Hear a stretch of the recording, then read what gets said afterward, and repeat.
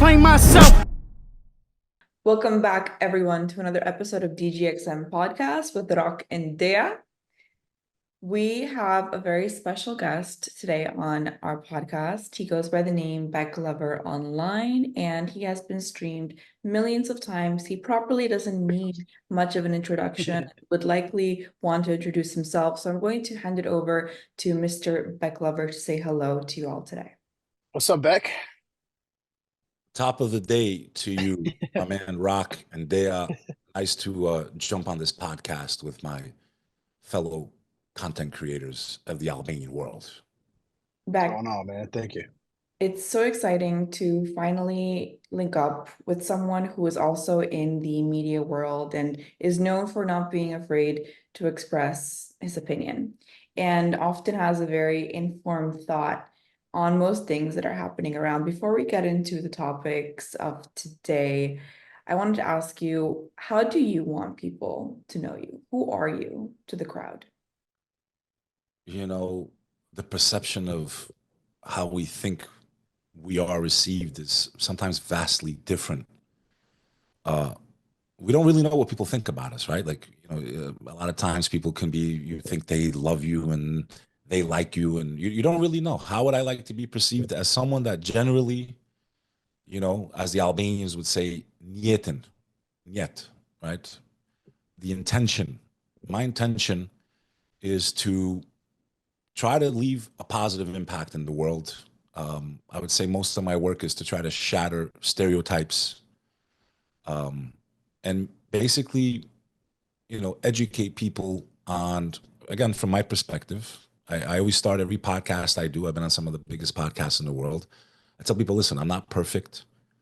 I'm not saying everything I say is correct, based on my perception, based on my experiences in life, based on what I've been through and my journey in life for knowledge. This is what I believe. This is why I've made the choices I've made. And basically, I don't have bad intent. I'm not saying I'm always right. I'm not saying I'm perfect, but I just want people to know that I try to stand up for what's right. I've made mistakes. I'm not perfect. And as an Albanian, especially someone that's making content in English that has impacted literally billions of people, I didn't know I'd be in this position. I never started my work saying, my whole goal when I started doing what I'm doing 5 years ago was really just to inspire people to never give up. That was my first podcast. And then somehow I started going on these shows and very controversial topics came up, like religion and politics. And I just said, you know what? And especially with everything that happened in 2019 when they closed the world and a lot of shady undertakings were happening around the world. I felt, as an Albanian, seeing what I believe to be tyranny approaching all of us here in the West, especially in America, I never thought we'd have to have these conversations. So I felt it was important to really just start being vocal, take the gloves off, do with it what you will, crucify me if you will. I get a lot of love. I get just as much hatred. I get threats. It is what it is. But I'm not going to back down. I'm always going to speak what I believe to be the truth. I invite debate. I invite people to challenge. I respond to all my comments. So basically, in essence, I want to be known as someone that tried to leave the world a little bit better. Better than you found it. Better than I I like found it, that. even if it's just locally, right? Even if it's just in Yeah. your backyard, right? We all just do a little bit. And especially as Albanians, I think a lot of times we don't realize how important it is to work together. And I don't care what anyone says, we don't. We don't. We're nowhere near where we should be. Yeah. So it's the little drops in the bucket that fill the bucket. And I feel a lot of times 20 of us can get together, then that 21st person comes in like a cancer and just ruins the momentum. And I was really hoping the younger generation, the ones born and raised in the West, who understand how important it is to cooperate, that we could have left some of these, I think, mentalities that have held our people back, not for decades, for centuries. Mhm. So as an Albanian, Mhm. I'm really, I'll be honest, I'm hurt. I've been active since literally I'm 7. I can show you pictures of since I was 7, 8 years old, going to protest to support Kosova and, always being active. I used to run United Albanians, a group I started. I've been involved in organizing, supporting Joe Diogardi, Albanian Roots. I mean, you name it. I've been You've been in involved in every all of it. portion of the Albanian community, and I like Yeah. that introduction. You hit on a lot of points. Before we go into the details of what you're doing today, I would like us to backtrack just a bit and ask you, who was Bek Lover before he was on media? Before anyone knew who he was, you mentioned since you were 7 years old, you were out there protesting. Can you tell us a bit about your background, where you were born, where your family is from, and where your roots are from? So I was born in America. There's my passport proof if you guys want. I was born here. I was You have to actually, open it. You have to give us your I passport. can't because it's my person. So I was born in Texas, Houston to be exact. My mom, Houston. yeah, my mom was from the Bronx. My dad, his brother was down in Texas. So, he went down there for a few years. So I was born there. I didn't grow up there. As you can tell, I don't have a y'all. I have a yo up in the New York City area. My family's origins are my dad came from Kosovo in the 70s. So it started getting rough there. My mom came as a very young girl. My grandfather had to leave Albania as the communists took over. My bloodline, as far as Albanian history, my great great grandfather on my mother's side, his name was Ali Iber Nezai. He was the second in command of the Legion of Prizren. Hmm. Legion of Prizren is one of the most important movements in Albanian history. It was the Uçeke of their day. Yeah. And he died valiantly in the mountains of Jakova, Malsic Jakovs. He fell in battle. He's sung about in folk songs. His statue stands in Jakova and it stands in the middle of Bayram Turi. Yep. And a very important figure in Albanian history. My mom's from Byram, sir, so it's kind of it's an interesting thing you mentioned that. So yeah, that's my mom's origins. They came to the Bronx, New York, when the Bronx was literally a war zone. I take my hat off to that first generation. Sometimes, we go through hard times, and I find a lot of strength in remembering our grandparents and their parents, like literally what they went through just to survive as Albanians back home under occupation, whether it was from the Turks, from the Serbs, and then to have to leave everything and come to a foreign land, not speaking the language. There wasn't many Albanians back then, those first generations that came here. They came into a foreign land, not speaking the language. The Bronx was a very dangerous place. There was a lot of racial tension between the Italians, the blacks, the Latinos, Albanians. We kind of look a little bit Italian, but a little bit very unique. I can see an Albanian from a million miles away. I'm sure when they see my big head, they know, okay, pure Shqiptar, So what our families went through just to plant roots here, and that first generation, under all that trauma, all that sadness, all that darkness, the very few of them that were here to have done what they've done, I feel we are nothing compared to that generation as far as resilience, never giving up, never just, people go through what the typical Albanians gone through and they just give up on life. Seriously, Albanians are a very rugged people. And I feel like that's part of the reason why we are a little stubborn and thick-headed at times, maybe more than we should be with each other. It's because of this nonstop invasion, trauma, But do you think it's also the tribal stuff between all of us as well, just being from different that's another thing individuals? that it's really getting old, man. Like we're proud, like there's nothing wrong with being proud of who you are and what town you come from, but we're so segmented that even down to towns and villages, and it's like too much tribalism. Like Okay. at the end of the day, I'll look at an Albanian from the Jug, from Saranda, the same I'll look at an Albanian from Mitrovica. I do too. We're all It's like just Albanian. We're all yeah, just and then when people go out to Kosovar, unë jam Kosovar. Siam Kosovo. Yeah. Kosova to me is northern Albania. How I return, people say, Bekajt je. I'm from Albania. Exactly. But what part of Albania? I said, jam pe pjesën e Shqipërisë e Veriut, thirët Kosova. I'm from the region of Kosovo, of northern Albania. That's how I speak. That's how I tell people as well. Okay, my family didn't die for the blue flag with stars. okay, they died for the red and black, the two-headed eagle. They died for the unification of our lands. And I don't think we should give up on that dream of being unified with our people. This is what our families died for. And getting back to that first generation, what we are lacking in today's generation was that honor. This group of people had such morals and high standards, okay? Some would say to the extreme, but they kept their word. They used to lend each other 20, 30, 40 grand. We're talking about in the 70s, okay? In a brown paper bag with just a handshake. And for the most part, the majority of these people kept their word. And they didn't even ask what part of Albania, nothing. They helped, you know, I have an aunt married to Tusk, you know, they're from Pogradec, right?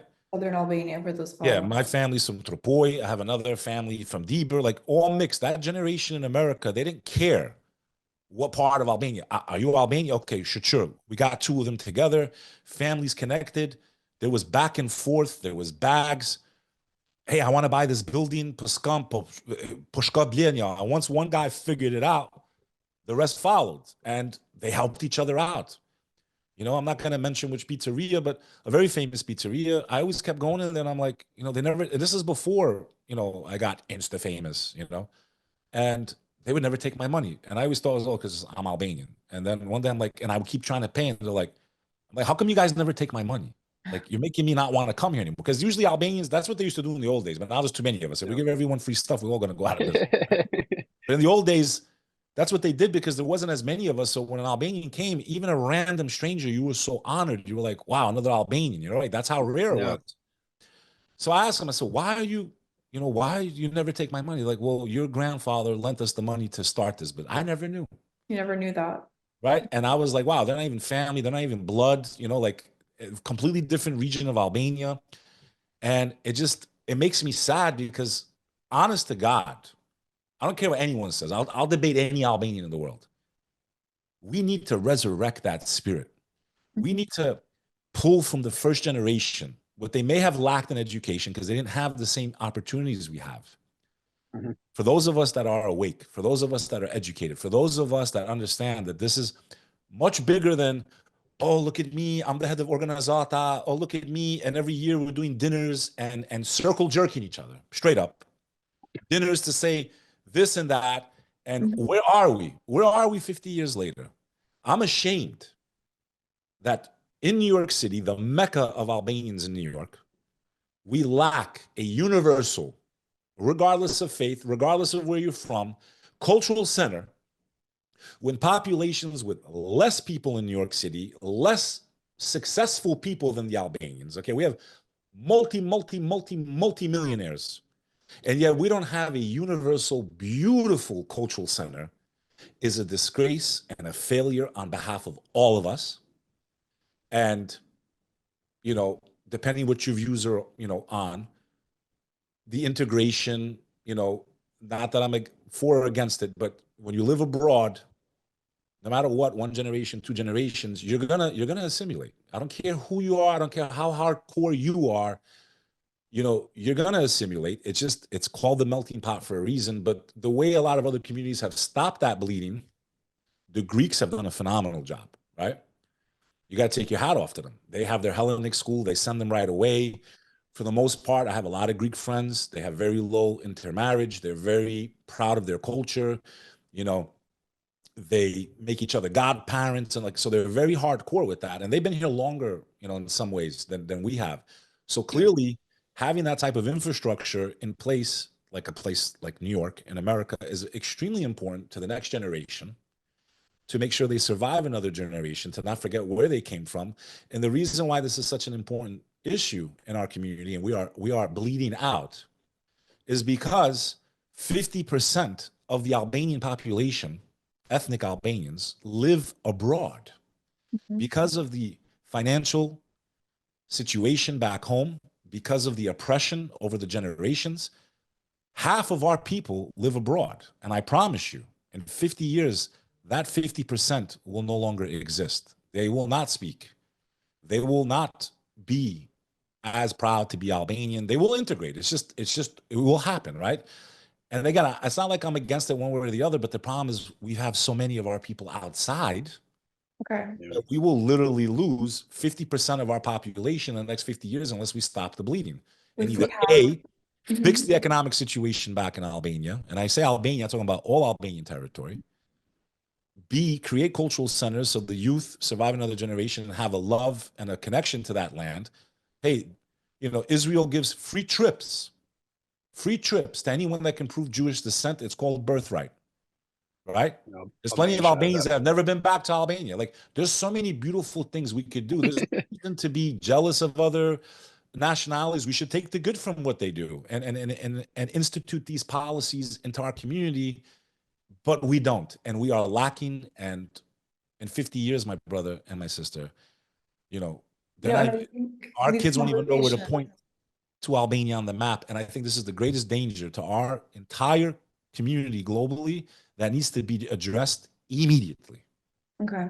And here we are on a podcast discussing it, talking about what integration means, what it means for a community like ours that's so spread out. Yes, we're in New York, we're also in Boston. There's organizations everywhere, including Boston, where I grew up in, called Bek Vatra, very important, Vatra. Led by my friend Mark Cosmo. They do a trip to Albania yearly, but it's in a small fashion. I know what you're talking about in terms of the connection to the land. So what do we do, understanding that integration is inevitable and we're not necessarily against it? We just want people to understand where they came from and have a sense of home within their heart and their mentality. But Albanians, as you mentioned, from your perspective, don't work together. Where did we go wrong? Where did that transition happen from a very, tight-knit community with trust to what you're explaining today? We're very type A as a people, right? Which is what's made us extremely successful entrepreneurs, right? Albanian entrepreneurs are amazing, man. I mean, the fact that you have a female Albanian, one of the heads of ChatGPT, is all I need to say, right? Look at what we've done in the music world. Look at what we've done in tech. We are very hungry. We are very hardworking, and unfortunately, we haven't learned how to convert that power. Could you imagine all these powerful Albanians if they just worked together and left the ego, because that's what it is. It's ego. The same ego that they're using to become successful entrepreneurs, they don't know how to turn it off because they used to be in the shot callers, right? They're all bosses. The majority of Albanians are entrepreneurs. So I think part of that is also turning off that type A personality and saying, hey, I don't need to be the chief right now. Let me step back. That's one problem. Number two, there is this tribalism.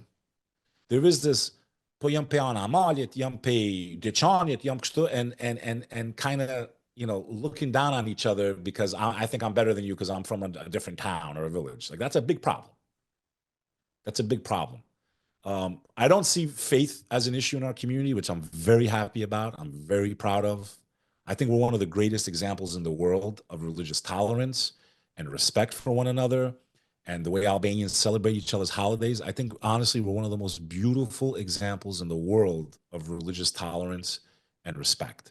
So I don't see religion as an issue in our community, even though I feel sometimes there is exterior forces that are trying to, on both sides, kind of push those agendas where, maybe to be more proud of that and this and that. But for the most part, I think Albanians have it ingrained in them that, hey, I don't care what you believe. I don't care what you worship.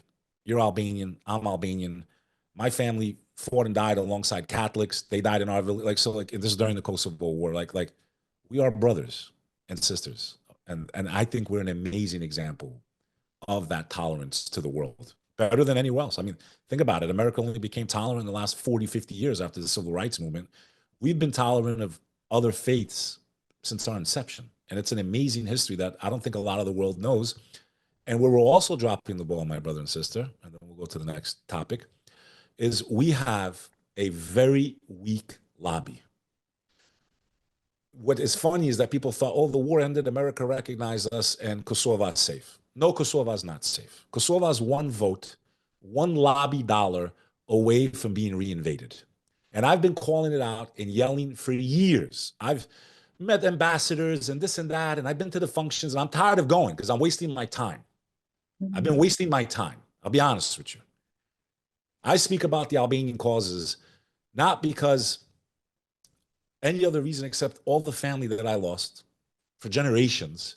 I owe it to their spirit because the way we're treating each other and the way we're working together, it's really hard to dig deep and keep wanting to do this type of work. I get death threats all the time from Serbs, from Greeks, even from Albanians. So for me, knowing how the American system works, I met the head of the Serbian lobby accidentally 10 years ago. His name was Slobodan. I don't remember his last name. He walked into my office. I worked for Marriott at the time.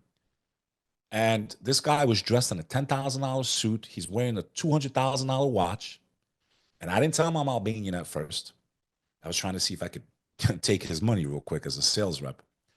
And eventually, once, we got to the point, I was like, hey, where are you from? Like, what do you do? He's like, well, I'm the head of the Serbian lobby. I live in Washington, D.C. I'm like, damn, they must pay you real good, man. You afford to watch. They take care of me very well. Keep in mind, this is a man that I know. His only job is to convince the people in Washington to go against our people and whatever they're up to. They have not stopped. And our lobby, in my opinion, has been non-existent. We have very capable Albanians. And who are we sending to do this job? There's firms that we can hire. There's people that have this type of power. And we don't have a powerful lobby. We're one vote away.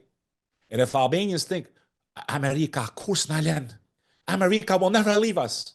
Go talk to the Afghanis right now. Go talk to the Iraqis right now. Go talk to all the places they went and just overnight. Boop. So what should we lobby for? What are the pillars of our movement? We need to be armed. They need to let Kosovo have a real army. They want to put the Ukraine into NATO in the middle of an active conflict with Russia on Russia's border. And here we are, an independent country recognized by them. We do everything we can to show them respect. We have statues named after presidents. We have roads named after their sons. We have the American flag hanging everywhere, just as much as the Albanian flag. And the Albanians, they don't understand how it works. One vote, one politician gets a bag under the table full of money. They don't give a shit. Don't you understand? They didn't come to just save us. They came because they had their own interests, and that's a fact. I said this from day one in Kosovo. I said, yo, we got to build our own country. We can't keep waiting for the world to help us. I hate war because no one really wins. And I think once people realize that, Serbians included, we don't need to be enemies, man. Nobody's winning. We keep losing. All of us are poor. They have the same problems we do. Their youth looks to leave the country. So who's winning? And then you have globalism that eventually, if this power that's trying to, in my opinion, destroy America and the entire world, none of these borders and boundaries that we fought one another over for the last 500 years are going to matter anyway, because we're all losing our culture anyway. We're all becoming Western, same music, same dancing, same. So we all have the same issues, and yet we're led to believe that we're enemies with one another. And you have these lobbies, you have these movements that finance these types of conflicts between nationalities, pushing certain agendas. And in my opinion, it's the secularization of the world and the removal of cultural identity. Put on the TV, watch Korean TV, watch Japanese. So it's not just the Albanians. Watch Japanese TV. They're all doing the same song and dance, So when you lose your culture, then nothing really matters anyway. Then what are you really fighting for anyway? Right? So you told us to be armed as one pillar. What are 3 other pillars that you think we should be lobbying? Education at the top. If I was running Albania, and no, I don't ever want to be the prime minister of Albania. I wouldn't want the burden of being responsible for millions of lives. And that's the problem with leaders, not only in our country, but across the globe. That when you are a president or a prime minister, you are responsible for every living creature under your care, including a dog. And I believe when you stand judgment, you face God one day, you're going to answer because God allowed you to have that power. And how did you take care of the people that you were entrusted with? Were you doing backdoor deals and taking briefcases and whacking people for your agendas? Or were you putting the people first? And there's not a righteous leader on the earth. So I'm not picking on our people, but that is the case. And beware of the one who seeks power. Because a true leader, in my opinion, is the one that the people say, this person is authentic. I love this person. They don't need to lobby. Their sweat speaks for them, their actions, their words, and keeping their promises. Not because they spend $1 million and $1 billion on advertising to become a leader or a president. So Would you say that like Vjosa Osmani or Albin Kurti or any of these people are good people, I guess, in leadership for Kosovo? No. listen, I've liked a lot of what they've done. I stay out of the politics overseas. I have many reasons why I stay out of it. I don't support anyone that supports globalism at all. So if those policies are to eradicate our borders, to go into the European Union, which in my opinion will turn Albania into a debt slave country. If it was such a good movement, why did the Greeks suffer? The Italians couldn't hold up. The Portuguese couldn't hold up in it, right? These are way bigger countries than us, and they did not have success with those programs. Financially, they did not. Ask any Greek. They missed the drachma. I think Albania would be making a very big mistake by giving up its currency. I think we're on the right path. I think with tourism alone, I'm looking at apartments now in Albania that were 50,000 10 years ago. They're 500,000 now. We're not a huge place. We have a hidden weapon that we're not using, and shame on the politicians back home. You have this amazing youth that lives around the world, that's educated in these systems, that understands how these countries work. And you're sending hilly-billy guys because they're your friend or your cousin or they did you a favor, when you should have an Albanian born and educated in Germany as your ambassador. You should have an Albanian in America that was born, raised, educated, lawyer, understands Washington, D.C., not some guy who can barely speak English and eats French fries like this at a meeting. And I'm not saying that's how they are right now, but I've seen it in the past. We have a hidden weapon. We have people, brothers and sisters in every single country on earth that are hardworking, that are smart, that are educated, that are not being utilized by the Albanian leadership back home. And this is a foolish move. This is our superpower. It's also our weakness because it's a ticking time bomb. Yes. The longer we stay abroad, the longer things stay the way they are, the more the youth leave the country, the more they integrate. And what all these empires tried to do to our people to eradicate us will happen through the melting pots of the Western world because of the financial situation our people are in back home. And to have all these brilliant young people who are so educated, who have done phenomenal things, to be left on the back burner is one of the most catastrophic mistakes of the Albanian leadership. And I speak for all of them globally. If these things were addressed, I promise you, look at Salvador, man. Yeah. This They country completely turned it around. was a nightmare 2 years ago. Completely the most dangerous gang, one of the most dangerous gangs in the world. The right leader, a righteous leader, cleaned the entire country up. Businesses returning, less people are leaving. Thank God we're not as bad as they were. But look, if they could do that, imagine what we could do with the right leadership. My dream was that the youth would rise up, not, violently, peacefully, and cooperate. And that's why it's important to support, all of the groups. Listen, when they get the kids together and people together, Albanian Roots, Vatra, the Albanian church does a phenomenal job, Our Lady of Shkodra. I mean, an amazing job, what they do with their community and the festivals and Miss Nika, Gzim Nika's wife, the beautiful dancing. And I mean, just beautiful. The Albanian Islamic Center in Staten Island, like they infuse the culture too. So it's not just about faith and like these things are important, man. This is important. So we have many battles. It's not just we need to keep Kosovo free and maybe try to get back some of our other land. And we have to protect what we've gotten back. We have to fix the economies of those places so we don't lose our youth to the world. We need to create areas abroad that can protect the identity and the culture. We have a lot of work. We are very, very behind. We need a lobby, a real lobby, man. And shout out to Joe Diagardi, man. Listen, this guy showed the Albanians where Washington, D.C. was when we didn't even know where the front door was. No one can take that away from that, man. Yeah, to me personally, I think he was the biggest influence for Albanians we ever had here in the United It's funny States. when people go, even if he made it, you want people to work for free forever? Every lobby, bro, the head of the Serbian lobby was wearing a $10,000 custom suit, $200,000 watch. Instead of saying, oh, I got to pay. Well, how do you want them to survive? How do you want them to get things done? And they need capital. They need capital to contribute to the senators and the Congress people to vote a certain way, because they like to use the word lobby, right, instead of bribery, because that's really what it is. Let's call it. We want the favors of a lobby, but we don't want to pay to play. There's nothing for free. How are we going to move? So we have all these successful people. We're not pooling our resources. We're not working together. We're segmented along political lines, different dialect. I'm from this village, you're from that village. And as long as we keep this mentality, our nation will always be in danger. Our nation will always face extermination until the Albanian people wake up and realize that we are each other's keepers. And without standing together, we will go silently into the night. We need to stand together, and we are in danger. Why do you think though? Why do you think though? Like, you know, what's crazy with our history in general? Like, we've been overruled, overpowered, but then we've still existed. Like, but that's why, because of that in my opinion, because of that survival mechanism, Rock, of always having to survive and being stamped on, right?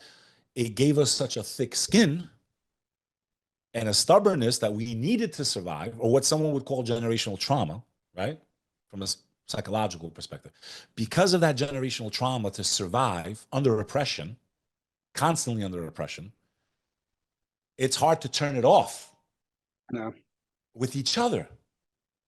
And I think that's where a lot of it comes from. You understand? Mm-hmm. Is that generational trauma of the Turks and the Serbs and then what the Greeks did to the Cham people, that they can deny all they want, but it happened. And these traumas have made us have to be very rugged and very, hard. And sometimes we don't know how to disarm and say, you know what? This is my brother.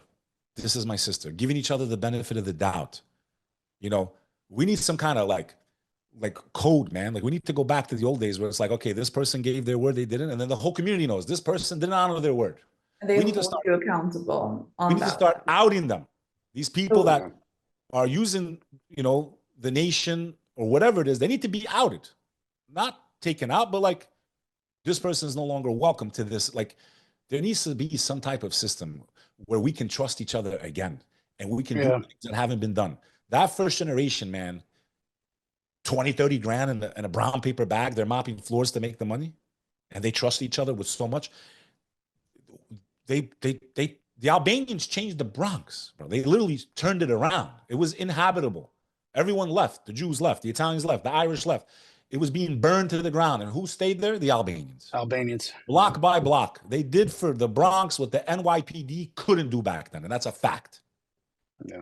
So imagine what kind of danger they went through, man. Your sense of urgency in everything you say. And it's real. It's apparent. How would you respond, even if you want to respond to people that may say, he's speaking conspiracy, he's calling lobbying bribery, he has this mixed perception of everything. You tell me what it is then, there. We're all going to things. What would you respond to that? Here's my response. What is it to you? I'm what do you think lobbying? Mm-hmm. Well, I'm someone who lives depositing funds to put into a politician's account, whether it's supporting their nomination or election or whatever, so that they vote a certain way on certain topics. You tell me, what is that called? You're spending money to influence a vote, which may necessarily not be the best interest. Let's look at America. Forget Albania. Look at America. Have they been voting for what's best for the American people? Did the Americans win in Afghanistan? The American people. I'm not talking about the military. Did the Americans win in Iraq? What did we win? Trillions of dollars of debt. Our interest is almost $1 trillion. If not, I think I already passed it. Purchasing power down. Military, every 22 minutes, taking their own lives. Laughing stock of the world right now. I was underneath the World Trade Center when it got hit. I was on the E train going to Pace University.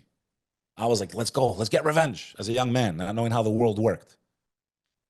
We're going to take out the Taliban, George Bush Jr. We're going to take out the Taliban. Okay. Here we are 24 years later. Taliban still in power. More arms. They run Afghanistan. Billions of dollars paid to them last year. Yeah. Now you go talk to a 9/11 survivor and you explain that to them. Then you look at the toppling of Syria. Al Qaeda did this. Al Qaeda, the boogeyman, Al Qaeda did this. Now you have these Western powers supported the new leader of Syria. I'm not saying Assad was good. I just want to clarify for the record. But sometimes they say, be careful what you wish for. You know, who knows? This could be worse for them, right? I don't know. If I was an Iraqi, as much as I did not like Saddam Hussein, if my whole family got wiped out because of the war and that pain, I would probably say, shit, man, as bad as he was, I'd rather he was still in power and my family was alive. You don't know until you, we're not dumb. We don't know. What do me and you know about Iraq? We've never been there. We don't know. We know what the TV tells us. And we know a lot of times that TV is not telling us the truth. Let's be real. No. Because they are lobbied. They have special interests that pay for certain programming, like the Joyce Group, by the way. Look them up. It's just like Serbia today. You go to Serbia today, there's propaganda all over Kosovo or Serbia. And that's what Serbians need to understand too. Like all you ever saw was the B-92 telling you we're terrorists, we're this, we're that. And then here's how you get, you know how you win a debate with a Serbian? It's very simple. You guys claim that we wanted to break off. That is not true. In the beginning, the Albanians of Kosovo, all they wanted was their autonomy restored. This is very well documented.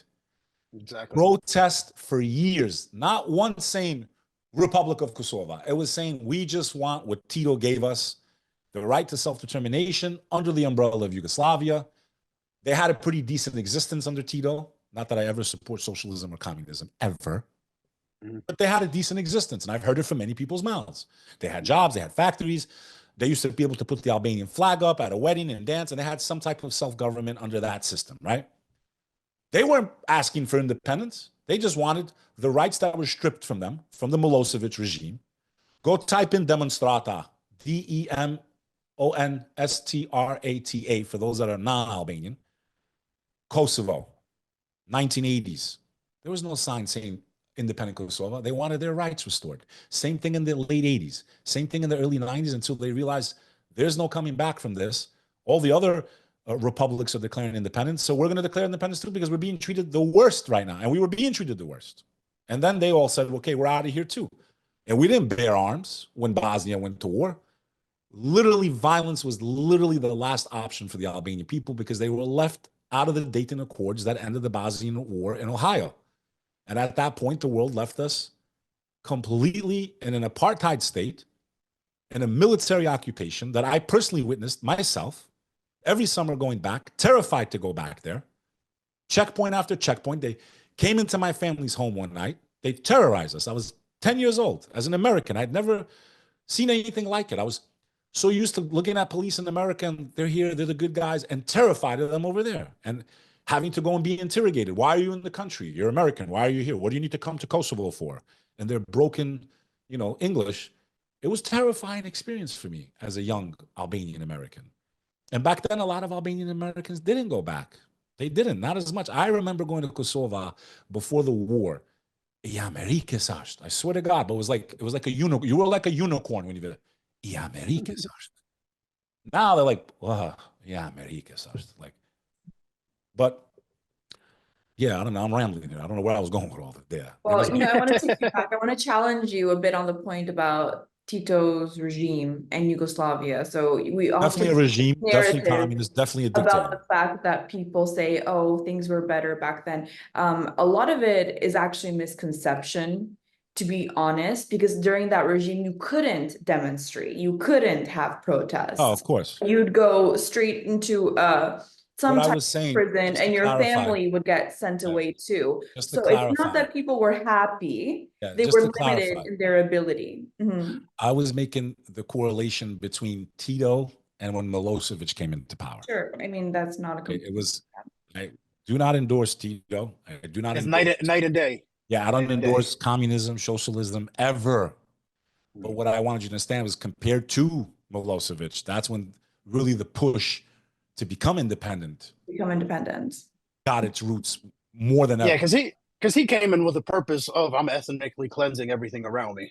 Yeah, you will never be defeated again. When he gave his speech in Fush, Kosova, and that was the beginning of the hardest crackdown on our people, probably since the invasion of the Turks, right? So it was a very, very dire situation.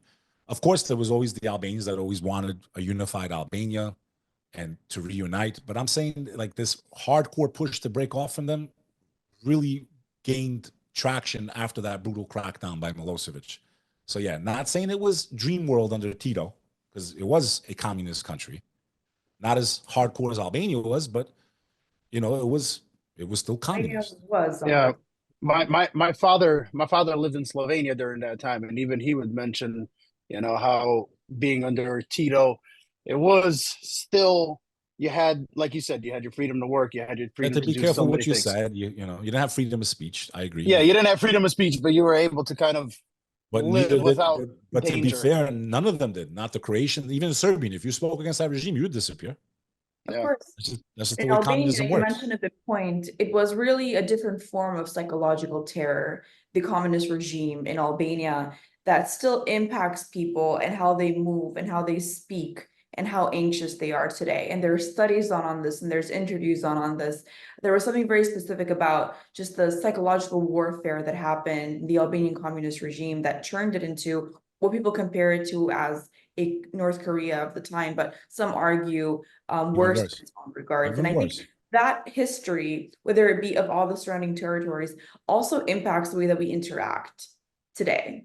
By generation and generation, we've seen what it means to either be done bad onto by someone else or your own people. And once people left, they wanted to forget.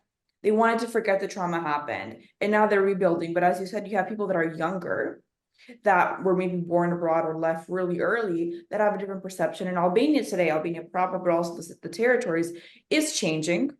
I know you mentioned you're not a fan of globalism, but there is a sense of trying to understand and make sense of your own history. In Kosovo, I have friends that keep saying, we understand the war happened, but we don't want it to be the primary point of our identity. We have our need to heal and build our nation and who we are as a people through our form and our own narrative. But to take it to a different point within this conversation. Hit that last point. Go ahead. I agree with that. You know, you need to heal and all that. But here's the problem there. We are not safe yet. No. Yeah, bullets are not flying, but the battle is not over. We thought it was. It's not. They're trying to eradicate that country. Their lobby is working nonstop. The battle is not over, Dea. So until it's over, to forget about that war would, in my opinion, okay, I understand how politicians use it to their advantage. I get that point of it, right? It's always that. But what I'm saying is we're not safe yet. Yeah, that's why Vioza Osmani had her speech recently where she We're not safe yet. So damn nearly cried about the it. The issue is we're not safe yet. We 25 years ago, right? It went by very quickly, by the way. I can't believe how fast it's been. So, time moves quickly. We're not safe yet. And we're in danger. Just 30 years ago, Albania was the poorest country, second or third poorest country in the world, just 30 years ago. In Europe, People don't not understand. the world, in Europe. In Europe, excuse me. But Yes. for us to come back from that is still even, like so many things we've come back, we've really been And I love it. bottom. When I first went to Albania after communism, I couldn't wait to get the fuck out of there. Sorry for cursing if you guys don't curse. When did you go okay. to Albania, and when was the First last time I went was 95, I believe. And I could not wait to get out of there. Now I can't wait to go back. So kudos to the Albanians. There was no infrastructure, man. There was no water. I remember being there 90% of the day. There was no water, no power. I mean, it was crazy what our people had to endure. And, now, I remember when we drove from Kosovo. It was under the Serbians at that time. And there wasn't the highway, the national highway that they built between Kosovo and Albania. And going just really, like, what was it, 100 kilometers? It took 18 hours of up and down these mountains with no asphalt. That one wrong move, and you're coming off that mountain and you're dead. And it was terrifying to me. That's my dad said, I never want to come back here ever again. Don't ever bring me back here again. If you're going to bring me, fly me, I don't ever want to see this place again because it was so dangerous to travel. I was literally looking over the edge, and then there's a bus coming and there's not enough room for both. And one has to drive backwards on a mountain, man.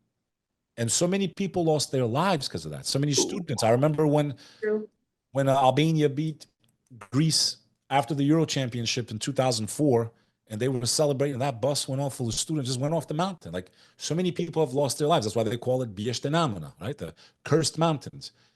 but they're not as cursed anymore. Now that road, say whatever you want about, that was one of the biggest achievements by any leader, I think, in my opinion. That was so critical to reunifying the Albanians. It's like a major artery that now people in Kosovo, they go the weekend, they enjoy, like it's helping reintegrate the Albanian world. And it's such a beautiful thing to witness, because I know how vastly different it was 20 years ago.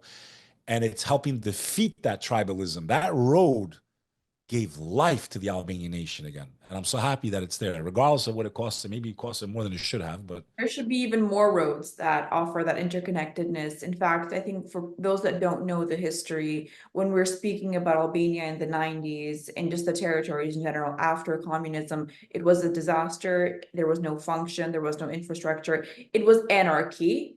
People existed within that system. It was only after the end of the 90s that a new revolution started in terms of upkeeping the country, having investment come in. And when you go to Albania today, it's somewhere where people mark as a top destination to go to in Europe. And that says a lot, I think, and I would say about to every the Albanian, intention of the people. Tirana is beautiful, the south is beautiful, and there's actual roads that you can drive on to go from north and south safely. And people that live in Kosovo, live in Pristina, will have a home in Durrës and come on the weekend. And I think that's so beautiful. tell every Albanian, you would be foolish not to buy something on the Albanian coast now while you still can, regardless, even though they're 300-400 grand now.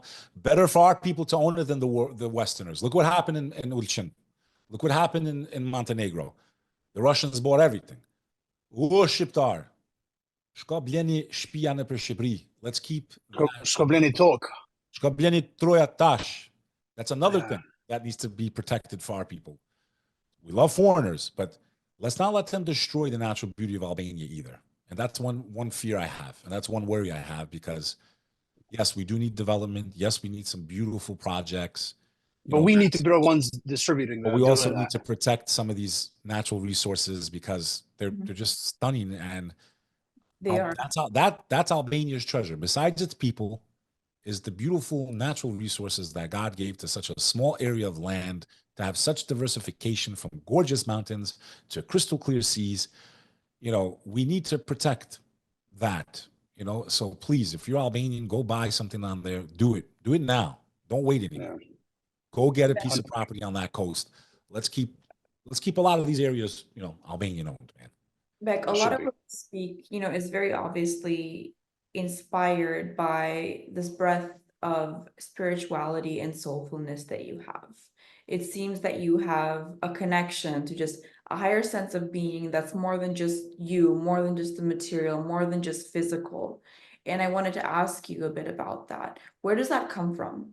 And what keeps you fueled in that manner to care and continue this purpose that you're explaining to us so beautifully? I think that Albanians are a very spiritual people. And I think our impact on the world, history stands the testimony, even though so many people in the West don't realize just how much of an impact our people have had, even on faith, right? From my understanding, Albanians played a role in spreading Christianity also. So we have a very rich history in spirituality. Our ancestors, obviously were of a different faith, more pagan, the Illyrians, but, the Albanians, religion has always been present. And like I said earlier, the fact that we've never fought each other over it, I think it's a great exposure to people. Like, I got to celebrate Christmas with my Catholic brothers. I got to celebrate Orthodox Christian with my Christian brothers. They celebrate Bayram, or, Eid, as it's called in, most of the world. So for me, spirituality, I really started young. I was exposed to a lot of different people in the US, and I didn't come from a religious family. They believed in God, but they didn't really, practice, so to say. And it was kind of more of a self education, and kind of just being curious, and really wanted to understand, were we created, or was it all just an accident? And I lean towards, we were not created by accident. We were created with purpose by a creator who gave us intellect and all these different gifts to explore and to learn and to experience this dimension, this simulation that God created, to elevate us. I think we're here to elevate. I think we're here to be challenged with really bad things and to overcome. I think is really the objective of this world. I think it's to persevere, to to realize that you're not here by accident, no matter how horrible something is that might happen to you, that there is a concept of divine wisdom, that nothing happens by accident, and I truly believe that. And we go through this life and we don't know what's going to come at us, right? I believe the game board of life is rigged. God is the one that sets the monopoly board, right? If we're playing a board game, what comes at us, we may not have control over, but how we respond, that is the power and the free will that God gave us. I couldn't control that I was made an Albanian. I was born to an Albanian family. I could have been born to a family from China, right? So I didn't have control over when I came into existence. And my trajectory was set in many ways, right? But how I respond. I didn't want to lose my mom's brother, who I loved so much. I call him my own brother. And you got Albanians that want to attack me in the comments if they're watching. They're clowns. Because I tell the world he was my brother. Because he was my brother. He held me in my arms from the minute I was born. He gave me the name Bek Lover. He's the one that gave me that nickname when I was in the 7th grade. And I use the word brother because people don't understand the relationship. How many Albanians have a dog, right, an uncle, that they love so much?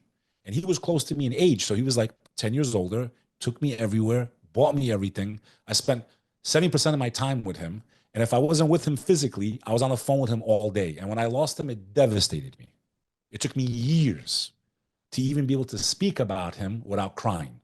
And then you got clowns who want to write, well, he's not really your brother, he's your uncle. Like, what do you care what I call him? My relationship is someone, to me, you're someone, and it's someone that knows me, someone that's clearly probably full of envy and jealousy or whatever it is. It's like, this is a part of like that problem. Like, yo, let me live, man. I'm not coming after you. I'm not attacking you. You're not even in my bloodline. Did I share the same blood as the man? Yeah, that makes him my brother. This is my mom's brother. He raised me, basically. He lived 2 miles down the road my whole life. What would you call that? Would you call that your brother? Someone that raised you, someone that taught you, someone that mentored you, someone that took you all over the world, spent hundreds of thousands of dollars on you? It's just, to me, it's mind-boggling, but I know I went off on a tangent. The bottom line is, I definitely believe there's a creator. I believe there's a God. I believe all injustice one day, we're all going to answer for it.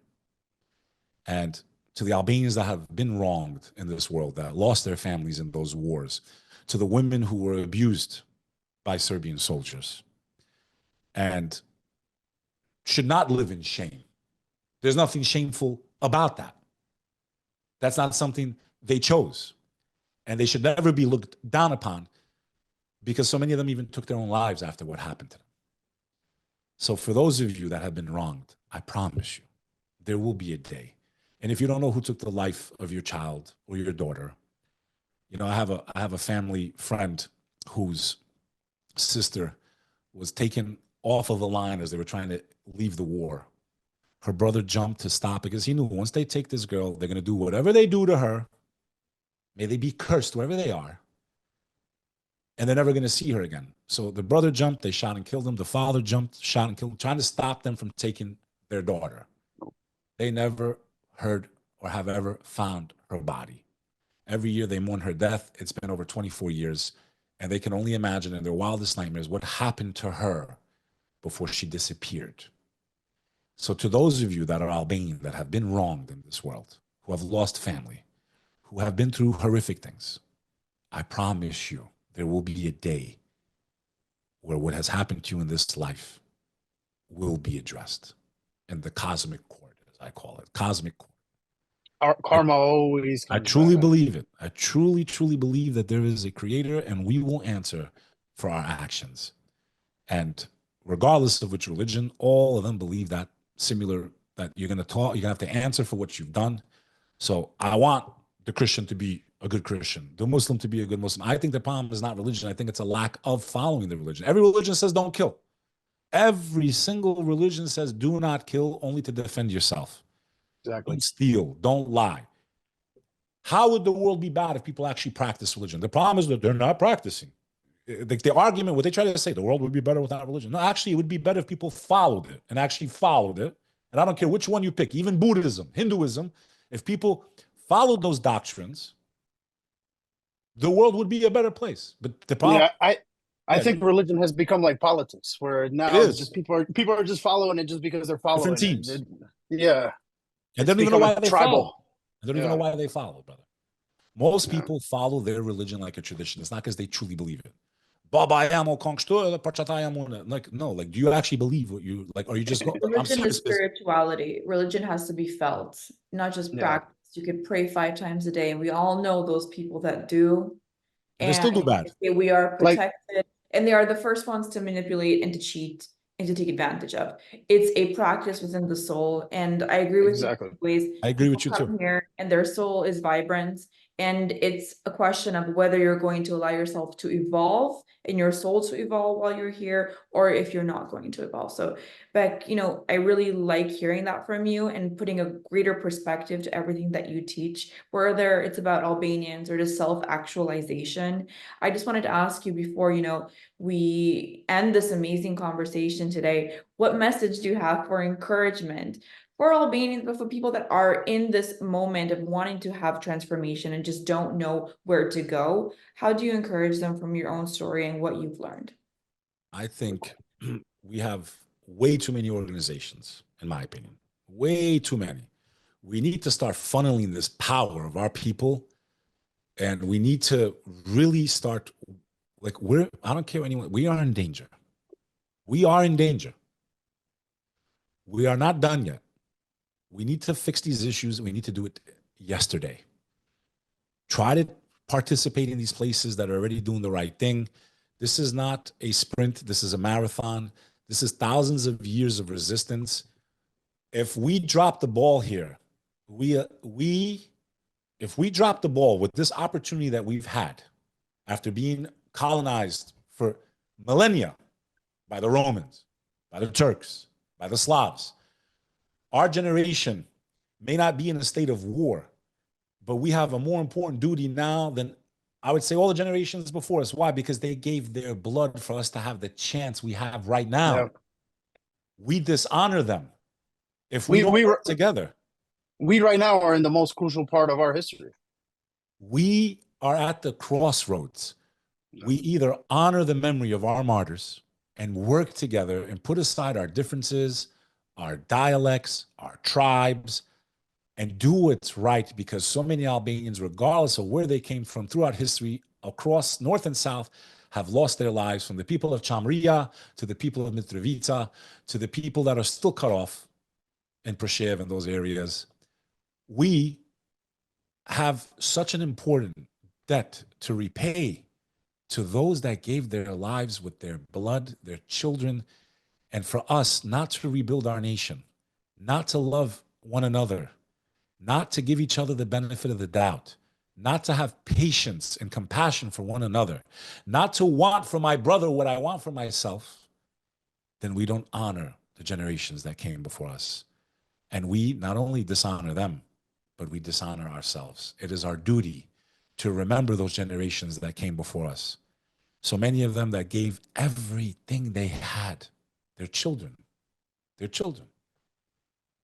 People like the people of Hereć, Kruševs, all these places, of course, Drenica, just everywhere. The Chams, the Albanians in Macedonia still have their issues over there, being treated as second-class citizens. So, maybe the violent aspect, yes, but It's an internal. like when they declared independence, which, by the way, in Times Square, that shutdown, that was something that I did organize. I never bragged about it. It was never about bragging. I was with Zef Chotai, Zef Chotai, very good friend of mine, producer, makes films, very good guy. You should have him on your show, by the way. Amazing dude. And when Kosovo declared its independence, it was me and him, man. We came up with that plan. We didn't have permits. Let's just shut it down, man. I remember when you did that. Called City Hall. we made a couple hundred flyers. You know, Facebook wasn't really out yet. It was MySpace, and we hit it. I didn't even have a big MySpace. I got on MySpace as it was Tom was retiring, basically. And between me and Joe, and then making a few phone calls, and then we handed out hundreds of flyers. I don't know how fast the word got out. It was unreal. To shut down Times Square, literally dancing in the streets. Now, you know, that's when cars were still flowing through Times Square. Remember what we did that day as a community? I don't take credit for it. Yeah, maybe we came up with the idea and handed out the flyers, but how fast they mobilized. Because the issue with that whole shutting down Times Square was we didn't really know. Was it going to be Monday or Sunday? And my dad had left for Kosovo, and I was so sad I wasn't going. I just started a new job. Like, how am I going to miss this? You know? And they went over there, and he was over Ramush's house at that time, and because he was at The Hague. He wasn't out, if I'm not mistaken, during the Declaration of Independence. And I asked my dad, I said, what's the word? He's like, Sunday. I said, Sunday? He's like, you're sure? I had called him on a Thursday. I said, are you positive? Because yes. He's like, what are you doing? I said, you'll see. You'll see. It was, what an amazing moment. But I got the flag. It was Barack. It was crazy. This documented, because this might have happened before many of us maybe were like in, I don't know, elementary school. Zeph has that footage. Yeah, Zeph has that footage. There's also, I think, a video he uploaded somewhere online. We'd love to see it and maybe just share it with people who don't know. It wasn't done to brag. It wasn't done. It's not about bragging. It's not about bragging. And the reason we didn't come out publicly. Yeah, the reason we did it more anonymously because we were scared that, like, you know, we don't have a permit. What are the repercussions? You know, and I got to be honest with you. I think the only reason the White House, because one of the police officers, I'd asked him, I said, you know, why are you letting us do this? He said, are you the organizer? I said, no, I'm not the organizer. He's like, yeah, we actually got a call from the State Department to allow you to do this. I'm like, what? He's like, yeah, the White House actually gave the order. What? But then I looked at the news that day. If anyone remembers, all they kept saying, which was a detriment to our people, right? I got to be honest with you. A lot of people didn't catch this, I don't think. Kosovo, a predominantly Muslim country, this is the height of the Iraq war. You understand? Iraq's going on, all that stuff. So they were spinning it in a way where, even though it had nothing to do with religion, right? Because Albanians are Catholic, Muslim, Orthodox, but they were, the Bush administration was actually using it, in my opinion, as a propaganda piece. Like, look, you see, we invaded all these Muslim countries, but look, we helped this one, even though all Albanians know religion had nothing to do with our resistance. It was an ethnic resistance. Many Albanian Catholics lost their lives throughout history, not only in the Kosovo War, but they were spinning it in that way, which is why I think none of us ended up in handcuffs, and it was such an amazing celebration. But a lot of people did feel hurt because they kept saying Kosovo, a Muslim country, and that's not what it was about, you know? Yeah. It was not about that. So, you know, but I remember being nervous for years. And then, you know, once the statute of limitations, there was an interview that I had done about it, but I never wanted to be like, oh, you know, bragging. But that was, if you want to say like what was, in my opinion, the greatest thing I've ever done for our people, besides, you know, telling the world our history in the English language that's gone viral many times, is that was for me just so joyful to be a part of that, you know. And again, there's an example, right? Joe, Catholic, me, Muslim, Montenegro, working together, right? Achieved something that will never be forgotten, that no other ethnic community has ever done. You name it. You lived in New York your whole life. Who else shut down Times Square? Who else? Like, I'm talking about shut down. Not that they got a little section. We literally shut down Times Square. It celebrated this amazing moment that gave us a chance to do the right thing. And I feel like since that day to now, yeah, we've had some progress, but I feel like we are still very behind where we need to be. So yes, that seems like a very distant memory. And now on that day was a very optimistic feeling, right? The future's ours. We have a chance. Like, we just got recognized. Like, we're not, and now it's like, no, we're still in danger, man. We're still in danger. We can be reinvaded. We could be one vote away. It's scary. And I don't want it to all be for nothing.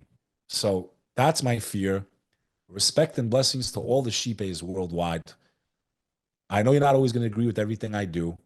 My personal beliefs, sometimes I speak about them in the public world. Don't take it as an attack.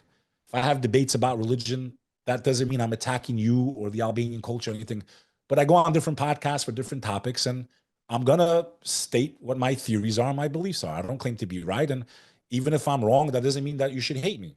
I respect. Hey, look at this. Me as the Catholic Albanian, speaking to my own business partner and friend Ndea, when I get around her and she's praying and she's Muslim, she's doing it her way.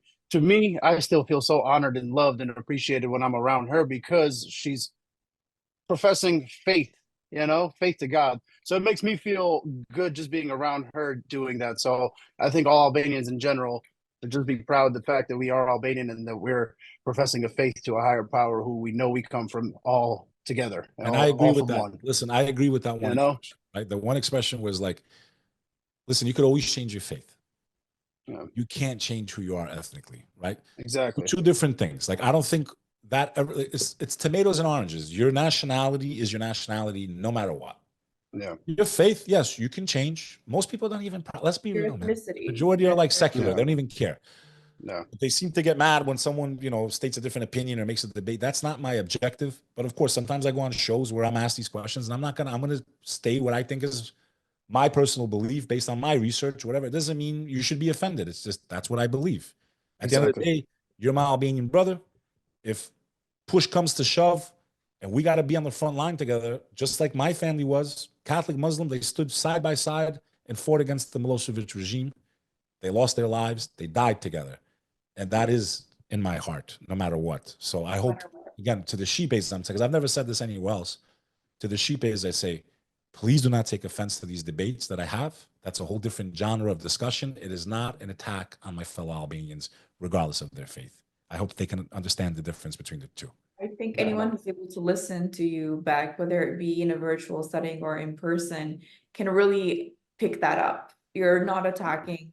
Your message is one of togetherness and of growth. And actually, you're a visionary. You're seeing what's happening and you're saying we need these very specific things in order to not only survive, but thrive and have our identity cherished and there for generations to come. So I support that message. And I just want to say thank you so much for being on with us here today on this episode. We learned so much from you, and I'm sure we could have tangent discussions on everything we spoke about in 5 or 4 different other episodes, which we can in the future and go in deeper. But this as an introduction and for you to speak to the Albanian community so directly, even though you're such a busy person and occupied, it means a lot and we value it. So thank you again. And thank you everyone for coming on another episode of DGXM podcast. We look forward to seeing you soon. Happy holidays to all the Albanians that celebrate. Happy New Year. May this be the best one ever for all of us. Ruft, Shqipëria etnike. There we go. There we go. Red and black, red it. and black. Bye.